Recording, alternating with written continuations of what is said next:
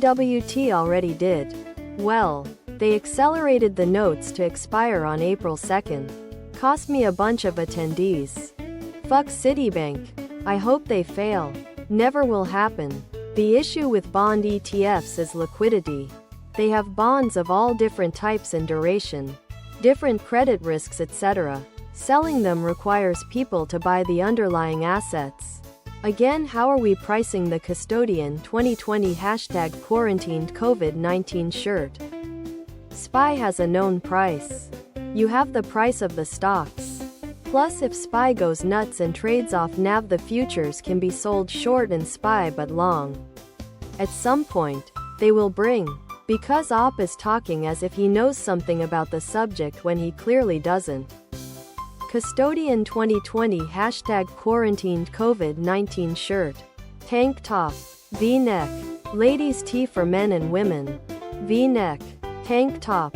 The prospectus in these intermediate corp bond funds all say there is a concentration with AP providers. I don't know anything about this, so I'm asking questions.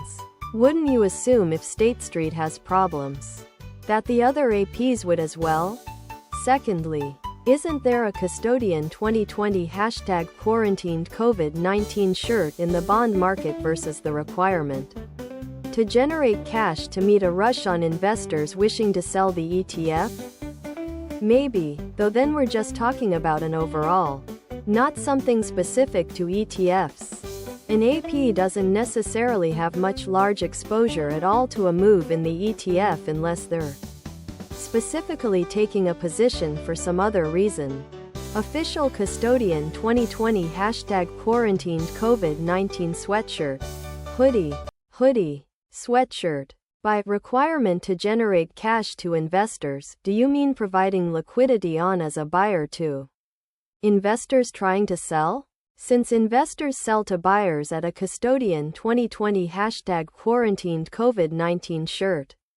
And this isn't like a mutual fund where investors can just call up and say they're taking out their money and the fund itself then has to liquidate its positions to meet your cash needs. You as an investor needs to go sell the ETF like you would a stock. The ETF will only other products.